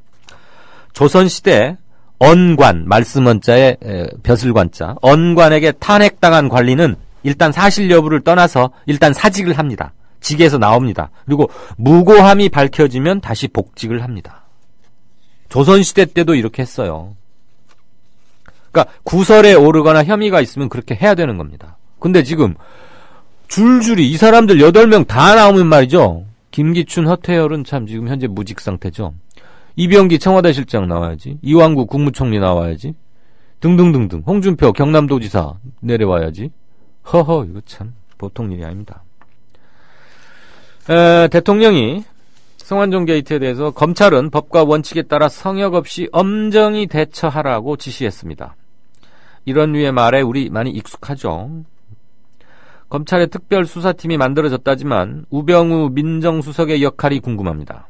제가 아까 오프닝에서도 김진태 검찰총장의 분발과 각성을 후배 조국 교수의 글을 인용해서 촉구한 바 있습니다만 우병우 민정수석이 중요한 수사 라인을 장악하고 있다. 이런 게 중평입니다.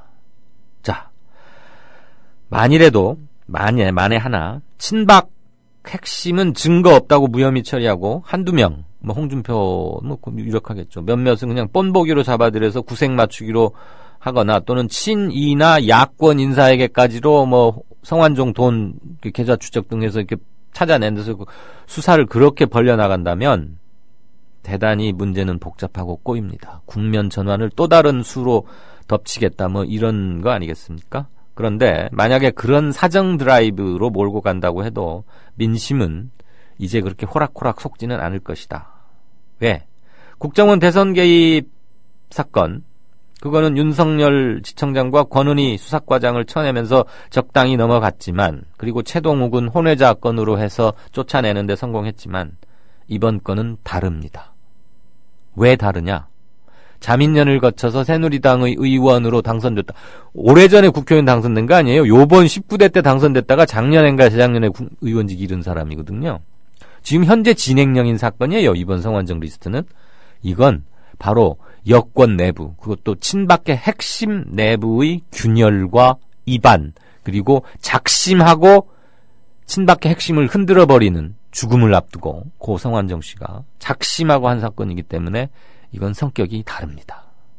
국정원이 발뺌하고 원세훈이가 술은 마셨지만 음주운전은 아니다. 이런 판결로 넘어갈 그런 사안이 아니라는 것과 현 정부 출범 이후 3년째 되는데 그런 식으로 유야무야 또는 구렁이 담 넘어간 게 너무 많아서 면역이 높아졌고 학습 효과가 많이 돼 있다. 그러므로 이번은 상황이 다르다는 겁니다. 그런데 4.16 1주기와 겹쳐 있고 보름쯤 뒤면 4.29 재보선이 열립니다. 그리고는 5.18 항쟁이 있는 5월로 넘어갑니다. 4월, 5월은 항상 한국 현대 정치사에서 격동의 현장이었습니다. 성완종 씨의 메모로 그 격동의 요소가 하나 더 늘었습니다. 어마어마하게 큰 격동 요소가요. 이강윤의 뉴스 행간이었습니다. 미디어 협동조합이 벌이는 싸움은 단번에 끝나는 단거리 달리기가 아니라 마라톤입니다. 반만 년 동안 기승을 부려온 기득권 논리, 또 기회주의가 어찌 일거에 숙청되겠습니까? 인내심과 지구력을 갖고 천천히 또박또박, 그리고 신랄하게 헤쳐나가야 합니다. 국민TV의 조합원이 되어주십시오. 이 사술과 기만의 시대 언제까지 방치하겠습니까? 국민TV가 가장 무서운 견제자로서 어둠을 헤치고 썩지 않게 하는 힘이 되겠습니다. 이제 가입하실 때가 됐습니다. 미디어 협동조합 홈페이지 국민.tv 또는 mediacoup12@gmail.com의 문호는 24시간 열려 있습니다. 다 함께 자부심으로 물려줄 세상을 만듭시다. 누가 아는 바로 당신이 할 일입니다.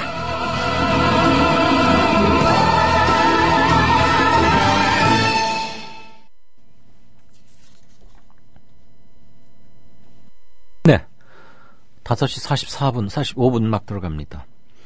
아시다시피 민노총이 오는 24일 총파업을 진행한다고 오늘 발표했습니다. 이와 관련해서 박성식 민노총 대변인 전화 연결돼 있습니다. 박 대변인 안녕하십니까? 네, 안녕하십니까? 네.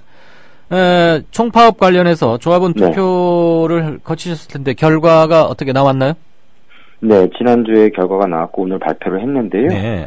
예, 저희들 투표권자 수 한 65만여 명 가운데 예, 36만여 명이 찬성표를 던지셨고요. 예. 그래서 투표 인수에 비해서는 80% 이상이 찬성하셨고 투표권자에 비해서는 한 54% 정도가 찬성률이 나왔고요. 오늘 결과를 발표했고 저희들이 이 과정을 통해서 조합원들의 의견 수렴을 했고 이 의견 수렴을 통해서 더욱더 힘있는 총파업이 될 거라고 예상을 하고 있습니다. 네. 이번 총파업 명분은 뭡니까? 예, 저희들이 총파업을 내걸고 4가지 목표를 제시를 하고 있습니다. 예, 첫 번째는 정부의 노동시장 구조계약을 폐기하라고 하는 요구를 하고 있고요. 정부의 노동시장 구조계약은 최근에 노사정위원회에서의 논의가 결렬됐다시피 굉장히 심각한 내용을 담고 있는데 요약하자면 해고는 쉽게 하고 임금은 낮추고 비정규직 더 많이 늘리겠다라고 하는 것으로 저희들은 이해하고 있고요. 그래서 폐기해야 된다. 그리고 최근에 또 논란이 되고 있는 공무원연금 계약을 중단하고 국민연금을 강화하는 방식으로 사회공헌성을 높여야 된다. 그리고 최저임금도 1만 원으로 대폭 인상해서 월 209만 원은 돼야 그 최저임금 노동자를 비롯한 가족들의 생계를 최소한 보장할 수 있다. 그리고 현재는 그 5인 미만 사업장에는 노동법이 적용이 안 됩니다. 네. 그래서 이 5인 미만 사업장에서도 최소한의 기본권이라고 할 수 있는 노동법을 적용시켜서 법적 보호를 받을 수 있도록 해야 된다. 이런 4가지를 핵심 요구로 내걸고 있습니다. 알겠습니다. 어쨌거나 가장 직접적인 단초는 결국 결렬로 끝나고만 노사정위원회 협의 아니겠습니까? 민노총의 여기에 대한 입장 조금 압축적으로 한마디 해주실까요? 예, 저희들은 결렬이라는 결과는 당연하게 여기고 있고요. 애초 정부가 노동자들이 도저히 받아들일 수 없는 무리한 안을 제시를 하고 이것을 밀어붙이는 과정이었다라고 보고 있고요. 네. 사실상 사회적 대화라고 보기에도 어렵지 않느냐 저희들은 이렇게 보고 있습니다. 그래서 결렬은 당연했고 민주노총은 애초에 참여하지 않았고 투쟁을 통해서 정부의 잘못된 정책 폐기를 요구하고 있는 것입니다. 만약 정부가 이 정도만 받아들였더라도라고 생각하시는 대목이 혹시 있으십니까? 글쎄요, 그런 기대를 걸 수 있는 정부일지는 모르겠으나 최소한 지금 정부가 논의되고 있는 노동시장 이중구조라고 하는데 그러면 이중구조를 해결하려면 비정규직의 정규직화를 할 수 있는 정책을 내놔야 되는데 거꾸로 비정규직을 늘리고 임금 낮추고 해고 쉽게 하는 방식으로 노동시장 구조개혁을 추진하는 부분들, 이 정책들을 근본적으로 폐기하고 노동자들의 요구를 수렴해야 된다라고 하는 것, 또는 또 정부가 최저임금 인상이 필요하다는 부분은 인정하고 있지만 사실 그 폭은 예년과 크게 다를 바 없는 조산모사 시기인데 이 부분들을 대폭 인상하겠다, 구체적인 2만 원에 접근된 안을 제시를 한다라면 그러면 또 저희들이 고려해 볼 수 있겠죠. 그러나 기대가 되지 않는 상황입니다. 예. 그런데 사실 그 조삼모사라는 표현을 방금 우리 박 대변인이 하셨는데 딱 맞습니다. 이명박 정부 때는 한 5% 올려왔고요. 노무현 정부 때는 평균 한 10%쯤 올려왔더라고요. 최저임금을. 네, 노무현 정부 때 조금 인상폭이 컸고요. 이명박 정부에서 들었고 박근혜 정부에서 큰 차이 없이. 그래서 노무현 이명박 정부를 합치면은 평균 연 7.2%쯤 올린 건데, 왜냐하면 노무현 때 10%, 이명박 때 5%니까 15를 나누면 7.2334 되죠. 박근혜 정부 들어와서 올린 게 딱 7.15%더라고요. 네네. 그러니까 두 정부 평균치 올린 겁니다. 그동안 그러니까 최근 10년간의 평균치 해놓은 건데 마치 엄청난 생색 내고 이러던데 그런 건 좀 명확히 숫자도 간단하고 비교적 그러니까 좀 집중적으로 홍보가 됐으면 좋겠다는 생각이 들었고 제가 통계를 보면서 네. 박 대변인 연결됐으니까 요것도 안 물을 수가 없네요. 올해 이번 지금 하려는 24일부터 들어가려는 파업이 예년에 사실 뭐 민노총은 거의 파업이 연례화돼 있다시피 사람들은 그렇게 생각하고 있거든요. 아니 뭐 그렇진 않습니다. 그러니까 아니 매년 뭐 예. 정서상 사람들은 그렇게 느끼는 게 있어요. 그동안의 언론 보도니 뭐니 때문에. 고요. 예. 네, 근데 예년의 파업과 다른 점이 있다면 뭡니까? 예, 우선은 저희들이 뭐 파업을 그 자체가 목적이라기보다는 워낙 노동자들의 그 노동 조건이 IMF 이후에 계속 후퇴되다 보니까 네. 거기에 이제 막으려다 보니 어쩔 수 없는 선택을 불가피하게 하게 됐는데요. 근데 과거에는 저희들이 총파업을 여러 차례 선언을 하고 진행을 했지만 이게 사실 내셔널센터의 총파업다운 위용은 갖추지는 못했습니다. 그래서 96년 노동법 계약 막기 위한 총파업 외에는 사실상의 총파업다운 총파업은 없었다라고 저희들은 인정할 수 있을 것 같은데 네. 올해만큼은 96, 97년까지의 어떤 규모가 될지는 저희들도 모르겠어요. 하지만 예년과는 다를 것이다. 소위 이제 보수 언론에서 뻥파업이라고 하기도 하는데 저희들은 이번만큼은 그렇지 않다라고 하는 좀 자신감을 갖고요. 또 총파업 총투표 결과에서도 저희들은 그런 자신감을 또 한번 가질 수 있다라고 이제 보고 있는 거고 최소 20만 이상이 파업에 참여하지 않을까라고 저희들은 예측하고 있고 네. 그 단적인 예로서 현재 아예 제도적으로 파업권 자체가 없는 정교조 같은 경우에는 연가투쟁 방식으로 전체가 파업에 함께 하겠다라고 하는 양상은 지금 보이고 있어서 알겠습니다. 곳곳에서 뭐 그런 공감대는 상당히 넓게 형성되어 있다라고 보고 있습니다. 한국노총도 노사정위원회 이렇게 박차고 나왔잖아요. 네네. 그러면 이번 파업 한국노총과도 함께 합니까? 저희들은 환영합니다. 그러나 네. 한국노총은 그 노사정 논의를 진행하는 과정에서 5월 투쟁을 좀 계획하고 있는 걸로 알고 있고요. 5월. 네. 예. 그래서 그 5월 1일 노동절 집회를 기점으로 해서 5월 투쟁을 좀 준비하시는 것 같고 저희들 당장 24일에 저희들과 공동 보조를 마치기에는 쉽지는 않을 것 같습니다. 저희는 한국노총과 달리 노사정이 참여를 하지 않고 지금 1월 달부터 준비를 해왔기 때문에 조금 더 뭐 행보가 빠를 수 있겠죠. 네, 노사정에는 뭐 일부러 안 가신 건 알고요. 자, 파업하면 역시 참여율, 단결력 이게 제일 관건 아니겠습니까? 네, 그렇습니다. 지금 민노총 총 노동자가 한 80만 되나요?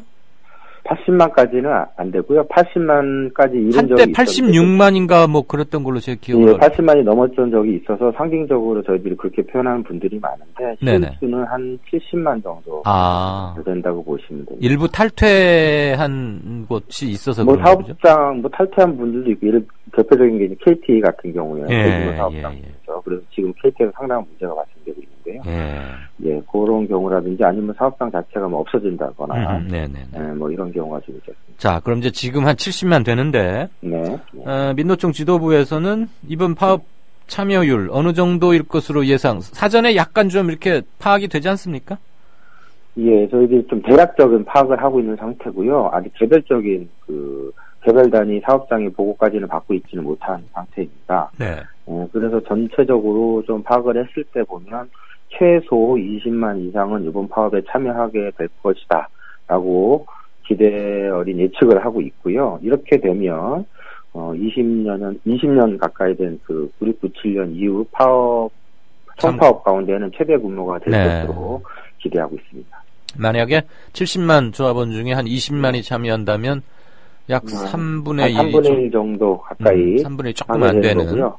물론 하루 파업으로 이게 뭐가 바뀌거나 그렇지는 않을 거고요. 그게 이제 그걸 통해서 각각 현장에 있어서의 투쟁의 어떤 자신감과 이런 것들을 바로 세우고 그리고 더 이어가서 5월 1일 날 저희 노동절에 역사상 최대 규모의 노동절 대회를 지금 준비를 하고 있거든요. 지금 이날 24일 하루만 하는 시한부 파업입니까? 이번에는? 일단 파업은 이번에는 하루? 하루 합니다. 하루 하고 5월 1일까지는 각각 예를 들어서 공무원 연금이라든지 개별 최저임금이라든지 개별 의제별 이렇게 집회를 배치를 하고 5월 1일 날 전국에서 총 결집을 해서 서울에 모입니다. 그래서 저희들 지금 목표가 한 10만 정도 모이는 거고요. 한국노총도 한 10만 정도 모이겠다라고 하면 아마도 그날은 서울에서 노동자들이 굉장히 들썩일 것 같습니다. 혹시 4.16 일주기와 관련해서 뭐 계획하고 있거나 이런 건 없으십니까? 예, 4.16 일주기와 관련해서 저희들이 준비하고 있고요.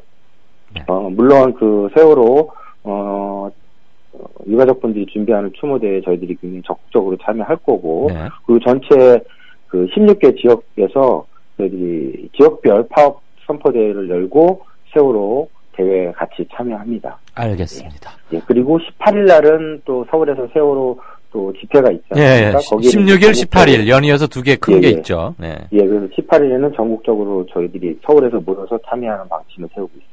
마지막 질문 드리겠습니다. 한 1분 이내로 짤막하게 해주시면 더욱 좋겠네요. 대학생들이 이번 24일 총파업에 상당한 관심을 보이고 있더라고요. 좀 의외라고 생각했는데 민노총과 대학생들이 함께하는 행사도 또 지금 준비하거나 마련되고 있죠. 구체적으로 어떤 것들인지, 그리고 잠깐만요. 구체적으로 이제 어떤 건지 준비된 거 있으면 말씀해 주시고, 대학생들의 가담이 많아지는 원인이 뭐라고 보시는지, 제 질문의 핵심은 이겁니다. 일단은 지금 서로 접촉이 하고 어떤 상당히 공감되는 일부 있으나 세부적인 어떤 일정을 잡은 단계는 아니고요. 대학생분들이 저희들 총파업에 관심을 보이는 이유는 저희들은 그렇게 보고 있습니다. 저희들 총파업 4대 의제 중에 하나가 최저임금 의제가 굉장히 중요하게 자리 잡고 있고, 올해 새롭게 1만 원을 이제 제시를 했습니다. 이 부분에 대한 젊은층의 굉장히 호응이 높은 거로 저희들 파악을 하고 있고요. 그리고 지금 대학생분들이 학업을 하면서 아르바이트를 병행해야 되는 이런 처지이지 않습니까? 대부분이. 그리고 또 대학을 나와서도 비정규직 일자리가 상당히 많고, 최저임금이 근데 비정규직 일자리의 기준임금이 되고 있는 지금 현실이에요. 그렇기 때문에 이게 아마도 젊은 층에 저희들 최저임금 의제가 굉장히 관심을 불러일으키는 거 아닌가라는 생각이 들고, 또 한편으로는 이제 학생운동이 조금 위축된 상태에서 노동자들이 새롭게 어떤 그 저항운동에 하나의 물꼬를 트는 거 아니냐라고 하는 기대를 좀 보내주시고 있는 것 같다, 이렇게 보고 있습니다. 알겠습니다. 대학생들의 민노총 그리고 파업에 대한 관심, 이런 것들은 상당히 이치로웠는데, 최저임금제, 아르바이트, 그다음에 뭐 무산된 반값 등록금, 이런 것들, 즉 실질적으로 피부적으로 와닿는 경제적 요인에 의해서 관심을 갖게 되는 게 아닌가, 그런 생각을 할 수 있겠습니다. 네, 박성식 민주노총 대변인님, 오늘 말씀 잘 들었습니다. 고맙습니다. 네, 감사합니다. 네, 4월 13일 4.16 일주기가 들어있는 주가 시작됐습니다. 월요일 날씨가 조금 쌀쌀하군요. 한 주일, 중요한 한 주, 한 달, 또 다른 달이 오고 있습니다. 저희가 준비한 순서는 여기까지입니다. 들어주셔서 대단히 감사하고, 저는 내일 4시 반에 다시 뵙겠습니다.